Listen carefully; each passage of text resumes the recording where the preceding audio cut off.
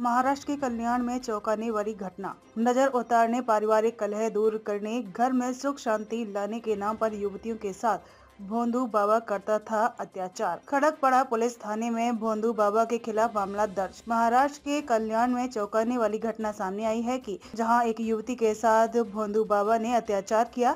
घटना कल्याण के पास आंबीवली गांव की है। इस मामले में खड़कपाड़ा पुलिस ने अरविंद जाधव के खिलाफ मामला दर्ज किया है। पुलिस इस बात की भी जांच कर रही है कि क्या भोंदू बाबा अरविंद जाधव ने किसी और लड़कियों के साथ ऐसी हरकत की है। कल्याण में एक युवती कई दिनों से पारिवारिक परेशानी से जूझ रही थी। पारिवारिक समस्याओं को सुलझाने के लिए इस युवती को उसके रिश्तेदारों ने आंबीवली में एक बाबा का पता दिया था। इस युवती को जानकारी मिली कि आंबीवली का यह बाबा पारिवारिक कलह दूर कर घर में सुख शांति लाता है। इस जानकारी के आधार पर पीड़िता अपने रिश्तेदारों के साथ आंबीवली में बाबा अरविंद जाधव के पास गई और अपना दुखड़ा सुनाया। उसके बाद बाबा ने युवती से कहा कि तुम्हारी परेशानी दूर हो जाएगी, लेकिन तुम्हें कुछ समय यहीं रुकना होगा। अपने परिवार को बाहर जाने दो, तुम यहीं रुको, तुम्हारी नजर उतारता हूँ। भोंदू बाबा ने यह कहते हुए इस युवती के शरीर को छूना शुरू कर दिया। जब युवती को एहसास हुआ कि यह स्पर्श वासनापूर्ण है, तो युवती ने बाबा को उसे छूने से मना किया और कहा कि वह सबको बताएगा कि क्या हुआ। उस वक्त भोंदू बाबा ने इस युवती को धमकी दी कि अगर तुमने इस तरह की जानकारी किसी को दी तो तुम्हें और तुम्हारे परिवार को गंभीर परिणाम भुगतने होंगे। इसके बाद युवती अपने परिवार के साथ खड़कपड़ा पुलिस स्टेशन पहुंची और वहां घटना के बारे में पुलिस को बताई। पुलिस ने इस मामले में तुरंत कार्यवाही करते हुए भोंदू बाबा को बुलाया और उसके खिलाफ मामला दर्ज कर लिया। इस मामले में उन्हें नोटिस देकर थाने आने को कहा गया था, लेकिन 2 दिन बाद भी अरविंद जाधव के खिलाफ कोई कार्यवाही नहीं हुई। तो युवती एक सामाजिक संगठन की मदद के लिए पहुंची। सामाजिक संस्था की मदद से वह एक बार फिर खड़कपाड़ा थाने पहुंची और सवाल उठाया कि भोंदू बाबा के खिलाफ क्या कार्यवाही की गई। आखिरकार सामाजिक संगठन और पीड़ित युवती के दबाव के बाद पुलिस ने जांच शुरू की और इस ढोंगी बाबा को गिरफ्तार करने के लिए एक टीम भेजी। खडकपाडा पोलीस स्टेशनमध्ये आम्ही एक विनयभंगचा गुन्हा दाखल केलेला असून तो गुन्हा आंबोली परिसरातील आहे आणि एक व्यक्ती जे 50 वर्षाचा आहे त्याच्याकडे त्याच्या अडचणी सांगायला गेली महिला आणि तो विनयभंग केला अशी तक्रारवरून आपण तात्काळ गुन्हा दाखल केलेला आहे। तसंच आपण आव्हानही करत आहोत खडकपाडा पोलीस स्टेशनकडून महिलांबाबतीत काही अडचण असेल तर तात्काळ संपर्क करा।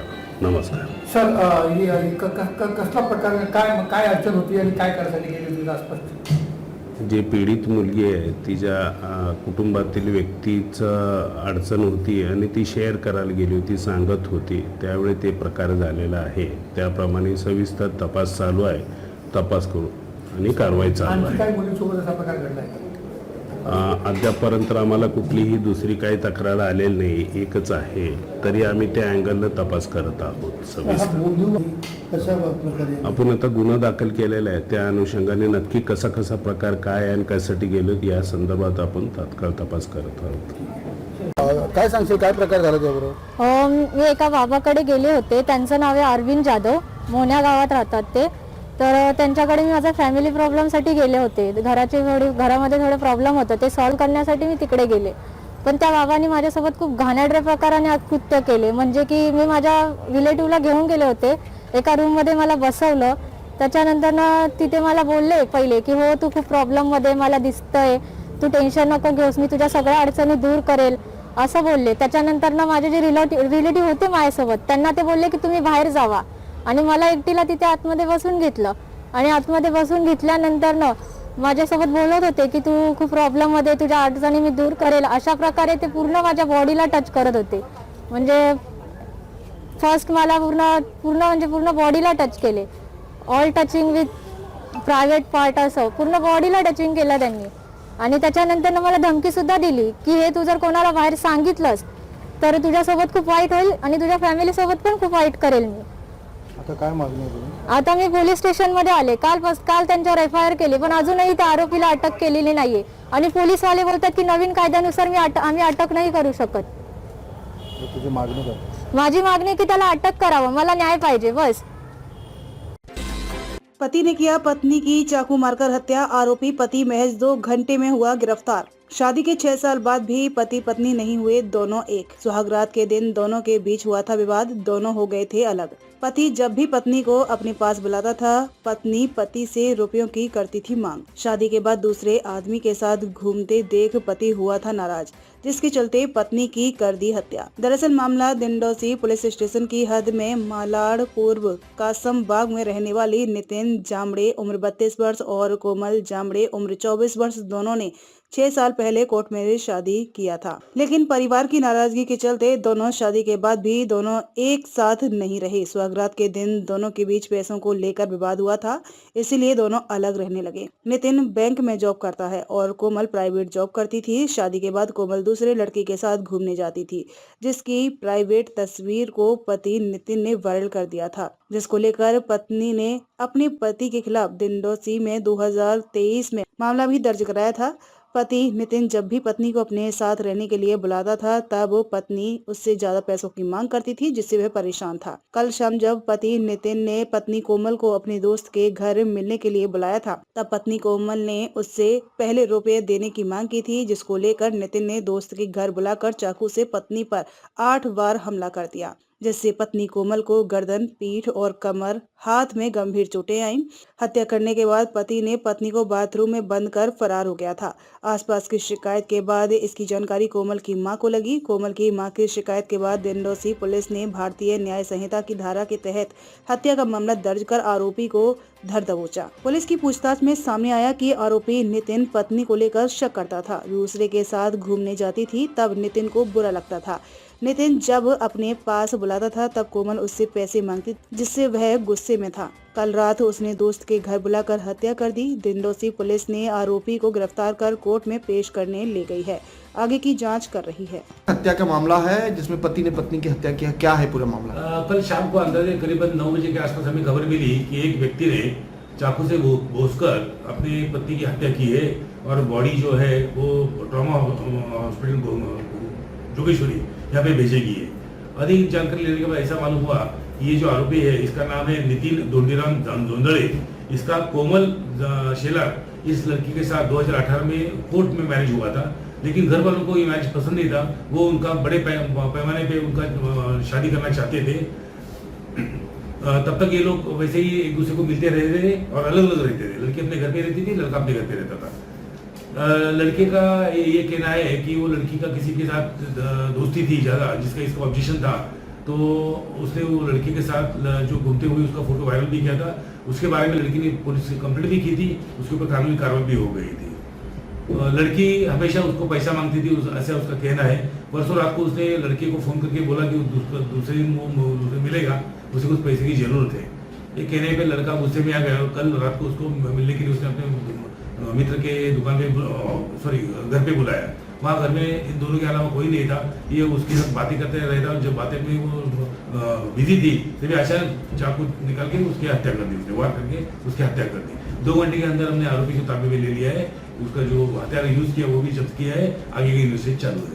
आरोपी का नाम क्या है, बैकग्राउंड क्या है, क्या करता है? आरोपी का नाम है नितिन दोंडीराम जोंदड़े और वो एक प्राइवेट बैंक में जॉब करता है। वो लड़की जो है वो भी प्राइवेट इसमें काम करती है। 9च्या सुमारास आम्हाला माहिती अशी मिळाली की एका व्यक्तीने, एका इसमाने चाकूचे वार करून त्याच्या पत्नीचा खून केलेला आहे आणि बॉडी जी आहे ती ट्रॉमा केअर हॉस्पिटल जोगेश्वरी या ठिकाणी पाठवलेली आहे। याबाबत अधिक आम्ही तपास सुरू केल्यानंतर असं समजून आलं की नितिन दोंडीराम जांभळे नावाचा हा जो इसम आहे, याचं कोमल शेलार या मुलीशी 2018 मध्ये कोर्ट मॅरेज पद्धतीने लग्न झालं होतं। परंतु हे लग्न घरच्यांना पसंत नव्हतं। त्यांचं म्हणणं होतं की लग्न हे मोठ्या प्रमाणावर आणि सर्व नातेवाईक बोलून करायचं आहे। त्यासाठी ते लग्न काही कारणाने होऊ शकलं नाही। त्यासाठी मुलगी स्वतःच्याच घरी राहत होती आणि मुलगा त्याच्या घरी राहत होता। मुलाचं म्हणणं असं आहे की त्या मागच्या वर्षी त्या मुलीला इतर अन्य इस्माच्या बरोबर मैत्री असल्याचा त्याला संशय आला। त्यांचा फोटो काढून व्हायरल केला होता। याबाबत त्या मुलीने आपल्या पोलिसांना दिंडोशीला तक्रार दिली होती व त्या तक्रारीच्या अनुषंगाने कारवाई करण्यात आलेली होती। मुलीला वारंवार त्याकडे पैसे मागायची सवय होती असं त्याचं म्हणणं आहे। परवा रात्री त्या मुलीने त्याला फोन करून सांगितलं की मला काही पैसे गरज आहे, तुम्हाला उद्या भेट मारा म्हणून। मुला खूप राग आला होता त्याला, पण काल संध्याकाळी तो त्याला भेटायला त्याच्या मित्राच्या रूमवरती बोलवलं।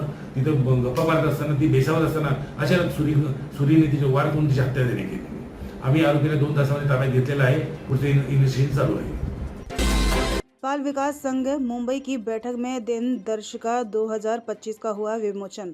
पाल समाज के वरिष्ठ लोगों ने एकजुट होने का दिया संदेश। वरिष्ठ समाज सेवक विक्रम प्रताप सिंह का जोरदार स्वागत। पाल विकास संघ मुंबई की वार्षिक बैठक का आयोजन एवं दिन दर्शिका 2025 का विमोचन दहीसर पूर्व के राजश्री वेंकट हॉल में आयोजित एक भव्य समारोह के दौरान किया गया। पाल विकास संघ मुंबई के राष्ट्रीय अध्यक्ष राजा रामपाल ने बताया कि मुंबई में पाल समाज को एकजुट कर समाज के बच्चों को सही मार्गदर्शन देने एवं जरूरतमंद लोगों की मदद हेतु बनाई गई यह सबसे पुरानी संस्था है। इस कार्यक्रम में मुख्य अतिथि के रूप में महाराष्ट्र सरकार के परिवहन मंत्री प्रताप सरनाईक जी आने वाले थे, परंतु किन्हीं कारणवश वह नहीं आ सके। उन्होंने अपने खास सहयोगी एवं शिवसेना नेता विक्रम प्रताप सिंह को इस समारोह में भेजकर पाल समाज के लोगों को यथासंभव मदद एवं सहयोग देने का वचन दिया है। समाज सेवक एक पत्रकार धर्मेंद्र पाल ने कहा कि पाल समाज के लिए विक्रम प्रताप सिंह का वचन काफी महत्वपूर्ण है। इस अवसर पर मुंबई, ठाणे, कल्याण, डोंबिवली, उल्हार नगर, मीरा भाईंदर, वसई विरार, नई मुंबई से पाल समाज के लोग भारी संख्या में इस कार्यक्रम में उपस्थित थे। क्या संदेश देंगे? आज पाल समाज की यहाँ पे बैठक हुई थी, आप भी शामिल हुए। पाल विकास संघ मुंबई जो कि बहुत ही पुरानी, लगभग सबसे पुरानी पाल समाज का ये संस्था है, तो आज उसका वार्षिक उत्सव था। इसमें मैं आया और मैं पूरे पाल समाज को, हमारे उत्तर भारतीय समाज को मैं बहुत बहुत शुभकामना देता हूँ कि जिस शिष्टता से पाल समाज काम करता है समाज में, चाहे उनका योगदान हो, चाहे आके मुंबई की इकोनॉमी में उनका योगदान हो, तो ये संस्था भी उसी तरीके से पूरे समाज को लेके एमएमआर रीजन में, चाहे कल्याण, डोंबिवली हो, नई मुंबई हो या मीरा भाईंदर, वसई विरार, मुंबई के सभी परिसर के लोग यहाँ पे उपस्थित है। मैं यहाँ के एक परिवार के सदस्य के रूप में मैं आया हूँ और हमारे मंत्री माननीय श्री प्रताप सरनाईक जी भी उपस्थित होने वाले थे, लेकिन किसी कारणवश वो आउट ऑफ महाराष्ट्र हैं, इसलिए उन्होंने शुभकामना दिया है। और पाल समाज और पाल विकास संघ के साथ हम सभी लोग, चाहे महाराष्ट्र शासन के हमारे पूर्व मुख्यमंत्री, वर्तमान उप मुख्यमंत्री माननीय श्री एकनाथ शिंदे साहब हो, वर्तमान मंत्री श्री प्रताप सरनाईक जी हो, उनका पूरा शुभकामना है। पाल विकास संघ को तथा पाल समाज को कभी भी जब जरूरत लगेगा तो हम सभी लोग पाल समाज के साथ हैं।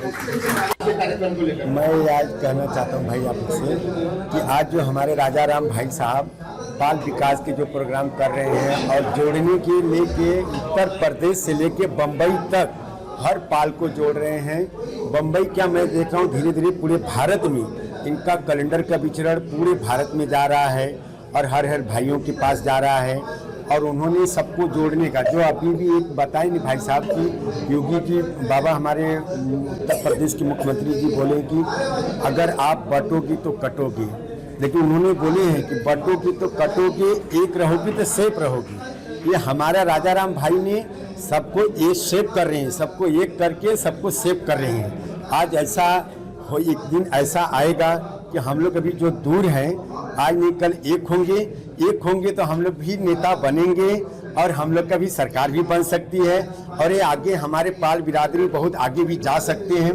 और ऐसे बहुत इतिहास है कि हमें कुछ पता भी नहीं है कि हमारे बुजुर्ग लोग, हमारे लोगों ने इतना करके गए हैं, लेकिन आज उनको भी याद धराने वाले हमारे राजा राम पाल भाई पाल विकास के माध्यम से एक बहुत उजागर कर रहे हैं और सबको जोड़ने में तन मन धन से एकदम लगे हैं। और आज हमको ऐसा देखने से लग रहा है कि हम लोग आने वाले समय में बहुत एकत्रित हो जाएंगे और अच्छा न्यूज़ देंगे और अच्छा हम लोग विकास भी करेंगे। हमारा यही आपसे पहली बात तो समाज में सभी जिस प्रकार से 50 साल पूरे 50 साल तो 50 भैया जो प्रोग्राम कर रहे हैं, मैं बहुत भैया को मैं धन्यवाद करता हूं जिस प्रकार से भैया ने मुलाकात किया पहली बार भैया से और मुझे कार्यक्रम में आना पड़ा और हमारे सभी मीडिया भाइयों को मैंने एक फ़ोन किया था, आप लोग आए, मैं आप लोग का भी बहुत दिल से मैं धन्यवाद करता हूँ और आशा विश्वास करता हूँ जिस प्रकार से हमारे समाज आज हमारे समाज में कोई नेता नहीं है, कोई नगर सेवक नहीं, जिस प्रकार से भैया आज 50 साल पूरा कर रहे हैं, तो ऐसे हमारे जो सभी पार्टी से जुड़े हुए हैं, आप कहीं भी रहो हमें कोई दिक्कत नहीं, कि जहां पर समाज की बात आती है हमें मुट्ठी बना कर रहना है, क्योंकि मुट्ठी में ही ताकत है। तो ऐसे इस बार मीरा भाईंदर में जैसे यहाँ पे मंत्री हमारे प्रताप सरनाईक जी आने थे, मेहता जी कुछ कारणों वजह से नहीं आ पाए, तो इस बार मीरा भाईंदर में हमारा पाल समाज नगर सेवक बनेगा, क्योंकि दोनों आमदार हमसे वादा किए थे और इस बार हम भी चाहेंगे कि हमारे पाल समाज, मीरा भाईंदर में कोई पाल समाज हमारा नगर सेवक बने। आशा विश्वास होगा, क्योंकि समाज में अगर एकता रहेंगे, एकता में ताकत है। जो भैया बोलेगे बटोगे कटोगे, हकीकत है बटना है तो कटोगे।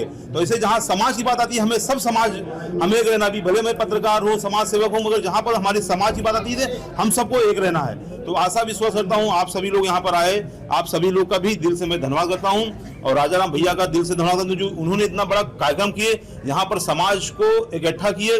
क्योंकि आज संडे है, सभी लोग सोते छुट्टी है, हम कहीं जाएंगे एंजॉय करेंगे, सभी समाज के लोग यहाँ पर आए, सभी समाज के लोगों से मैं दिल से मैं धन्यवाद करता हूँ। आशा विश्वास करता हूँ अगर कहीं भी समाज का कार्यक्रम है तो आप सब एक साथ रहिए। धन्यवाद।